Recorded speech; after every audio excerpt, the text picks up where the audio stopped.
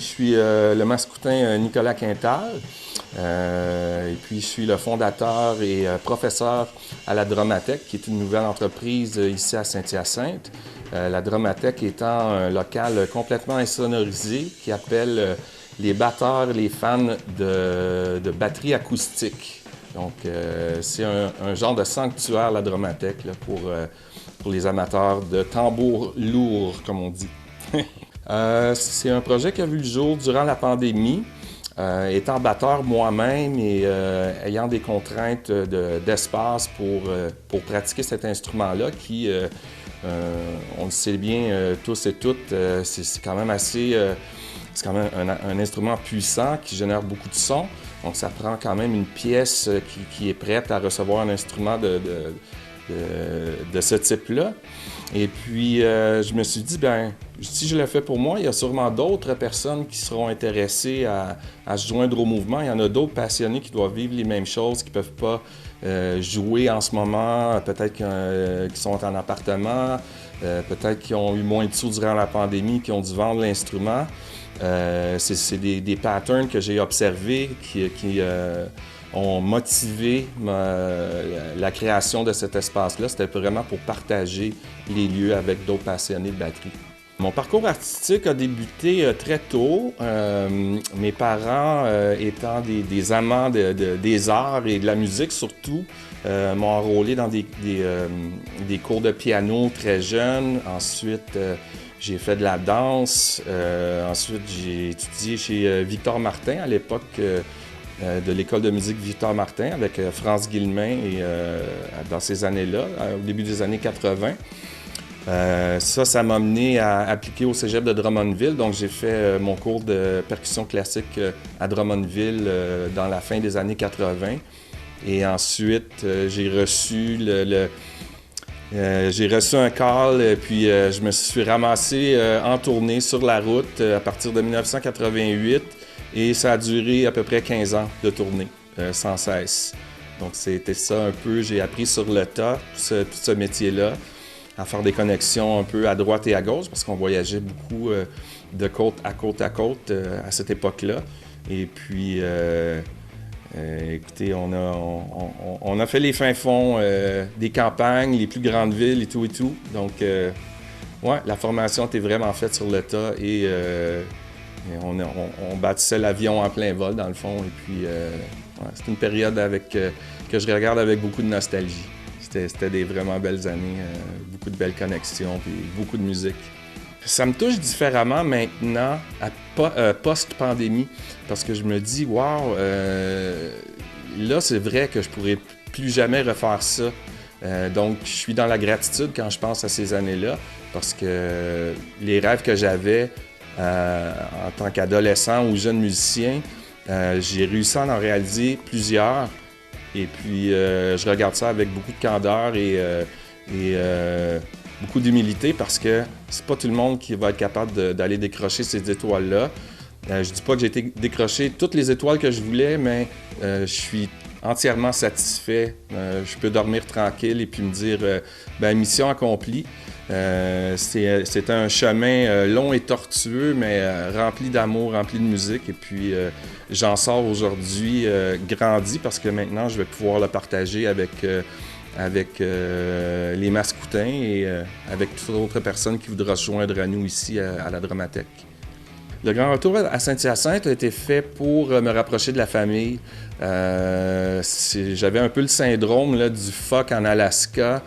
J'ai fait beaucoup tourner le ballon sur mon nez pendant des années, non seulement en tant que musicien, mais aussi je me suis joint au Cirque du Soleil à un certain moment donné, donc ça a appelé à voyager beaucoup.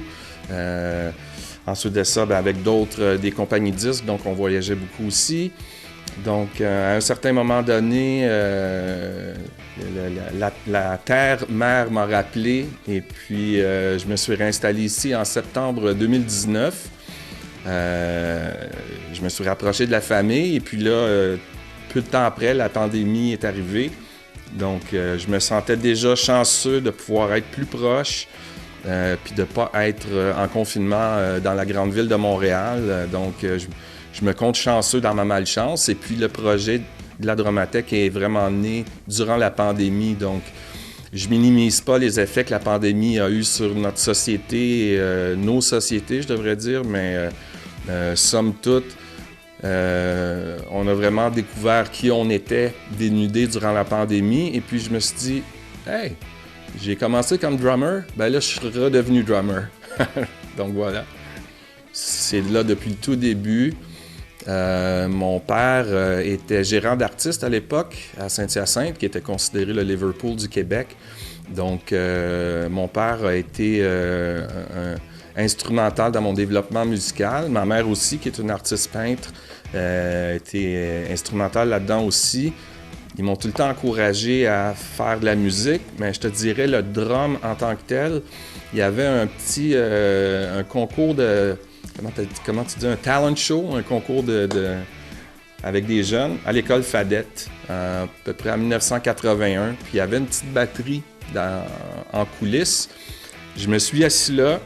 Je n'avais jamais joué de cet instrument-là. Je me suis assis, puis ça sonnait bien. Puis ma mère me demandait tout le temps, Nicolas, qu'est-ce que tu fais? Ton choix va s'arrêter sur quoi? Tu as le choix de plein d'activités ou carrières potentielles. Puis quand j'ai touché à la batterie, elle dit, je suis prête à te payer un cours. Elle dit, il va falloir que tu choisisses. Ben, je pense que ça va être la batterie. Donc, c'est là que la passion est partie. J'étais tellement passionné, puis je voulais une batterie à n'importe quel prix. Donc, je me suis trouvé un petit job. À 11 ans, 12 ans, je faisais la plonge de nuit chez le géant Timothée. À l'époque, là, quand ça rockait, là, en 82-83. Donc, c'est comme ça que j'ai sauvé mes sous pour acheter ma première batterie au magasin de musique Victor Martin. Et parenthèse intéressante, ça c'était en 82, on est maintenant en 2012. Ce week-end passé, il y a 2 jours passés, j'ai retrouvé la même batterie que j'avais il y a 40 ans passés dans les Laurentides. Donc, je suis embarqué dans ma voiture, je suis allé les chercher, ils sont encore dans ma voiture d'ailleurs. Mais on dirait que la boucle est bouclée. On dirait que je suis vraiment revenu aux sources de la source et puis avec un sourire. Durant ma formation au cégep de Drummondville, on avait des stages. Donc, j'ai enseigné au Collège Saint-Maurice avec d'autres étudiants. Donc, moi, j'étudiais en batterie et en percussion classique. Donc, nous, on a enseigné ça. D'autres professeurs allaient enseigner soit le saxophone, les instruments à vent, etc. Donc, j'ai enseigné là. J'avais des élèves au privé aussi. Incidemment, mon premier élève est un élève maintenant ici. Donc, Daniel, que je connais depuis l'école secondaire. On habitait dans le même quartier, à l'annexe. On a toujours partagé la même passion et un peu la même époque de drumming. Donc, c'est une amitié renouvelée. Et puis, ils mettent beaucoup d'essence sur le feu, hein, ces gens-là. Donc, la passion, là, elle brûle très ardemment. Puis on a beaucoup de fun ici avec ça. Bien, le nom de la Dramathèque, c'est un petit clin d'œil à un endroit où est-ce qu'on se tenait, nous, Mascoutins, dans les années 80, qui s'appelait la Roulathèque. Donc, on est à la Roulathèque, on roule. On est à la bibliothèque, on lit, il ne faut pas faire du bruit. On est à la Dramathèque, on joue du drum et on peut faire tout le bruit qu'on veut. Donc, c'est ça. La motivation, en fait, c'est l'amour de la batterie, c'est le partage, c'est donner l'accessibilité aux gens à des instruments haut de gamme et de les initier à ça, puis de découvrir que... ben oui, c'est un instrument qui est puissant, mais ça n'a pas besoin d'être joué nécessairement tout le temps fort. Donc, ici, c'est d'apprendre un peu les dynamiques. C'est un langage qu'on apprend ensemble puis qu'on veut partager. Et la motivation aussi est que ça nous coupe un peu du monde branché. La batterie, c'est un instrument acoustique. Le volume, c'est nous qui le créons avec nos nuances, les nuances qu'on a apprises avec nos mouvements. C'est pas juste de tourner un bouton, puis on va mettre ça moins fort ou plus fort. Donc, il y a beaucoup de subtilité. Et ici, c'est comme un art perdu un peu et je veux transmettre le savoir. Pas pour faire des drummers professionnels nécessairement, mais pour pouvoir véhiculer un minimum de savoir pour que les gens aient plus de plaisir à se faire plaisir à travers cet instrument-là. Les cours sont effectivement ouverts à toutes et à tous, quel que soit l'âge ou le niveau musical. C'est vraiment un endroit ici que je vois plus comme un environnement de mentorat qu'un environnement d'enseignement. Parce que, je vous donne un exemple, j'en ai un petit de 3 ans qui est autiste. Donc, c'est naturellement, on ne fait pas la même théorie qu'une personne qui est déjà avancée dans sa démarche à la batterie et en lecture, etc. Mais ça reste que, aussitôt qu'on entre dans cet espace-ci, c'est un sanctuaire et les choses qui se passent ici, il y a une portion de magie dans ce qui se passe ici et c'est le dénominateur commun de tous les gens qui vont venir jouer ici. Du moins, c'est mon but. Puis, on parle pas de COVID ici. Et si on parle de la COVID, ben, on commence à jouer du drum. Donc, c'est plus fort, on n'entend plus. Donc, ça fait du bien. On peut s'inscrire à la Drumatech en me rejoignant sur Messenger. La plupart des gens, maintenant, ont Facebook, Instagram et tout ça. Je n'ai pas de site web. Au début, quand je jouais du drum, il n'y avait pas de site web, il n'y avait pas de cellulaire non plus. Je me suis dit, dans l'esprit de la chose, pour être analogue, c'est mon compromis. Donc, pas de site web, mais sur Messenger, @Drumatech. Donc, si vous faites ça dans votre engin de recherche, ça devrait popper. Le message à travers la musique, là, c'est que c'est possible de rêver, c'est possible d'expérimenter, c'est possible de dire oui. C'est possible, tout est possible. C'est possible d'exprimer des sentiments ou de dire ce qu'on a à dire. C'est un autre langage. C'est un langage qui est action-réaction. On dira que le drum, c'est peut-être pas un instrument qui est aussi difficile à apprendre que la guitare ou le piano, mais justement, c'est un instrument qui a un impact direct. Donc, on va chercher un peu l'homme de Cro-Magnon en tout le monde et qu'on dise qu'est-ce qu'on voudra. Chacune des personnes qui viennent d'ici, ça ressort et puis c'est puissant. Et puis si ça peut aider aussi au niveau là, de la santé mentale, ben on a tous souffert durant la pandémie. Donc moi je dis un gros oui. À la place de dire non à tout et toutes les contraintes ici, c'est possible de s'amuser encore, c'est possible de se projeter dans le futur à travers cet instrument-là, de s'améliorer et d'avoir de l'anticipation pour le prochain cours, pour le cours d'après. Parce qu'ici, dans le fond, j'appelle pas les drummers à être meilleurs qu'un autre drummer, je les appelle à être meilleurs qu'eux-mêmes la dernière fois qu'ils ont joué. Donc, c'est l'attitude vraiment de tirer tout le monde vers le haut. C'est la seule direction. Ben, le local est venu un peu, c'était une touche de magie.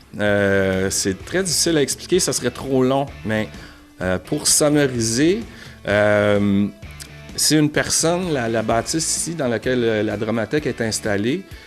Le propriétaire est musicien lui aussi. Et ce que je savais pas jusqu'à temps que je sois rendu ici, c'est que avant de partir sur la route durant 15 ans, en 88, il y avait un local de pratique à Saint-Hyacinthe qui était situé près de la piscine pool. Et puis, c'était son local à lui. C'est un local qu'il avait bâti chez ses parents. Mais moi, je ne l'ai jamais rencontré, cette personne-là, jusqu'au mois d'octobre passé. Donc, c'est un peu ironique que ce soit la personne qui m'avait permis d'aller chasser les étoiles, aller courir après les étoiles que je cherchais, de revenir me déposer un peu dans le nid. Donc, c'est un drôle d'atome crochu, mais c'est un peu venu comme ça. Puis pour la déco, ben, je suis un peu allé éclectique, mais je suis allé pour moi. Moi, je suis un fan de vinyle, donc je voulais avoir une table tournante. Je suis un fan de rock, donc je me suis amusé avec des photos. Je voulais que ça soit, que ça me ressemble, puis que ça apporte un peu de punch, puis de excitement. Quand les gens viennent ici, ils sentent comme ils arrivent backstage. Il y a quelque chose de spécial.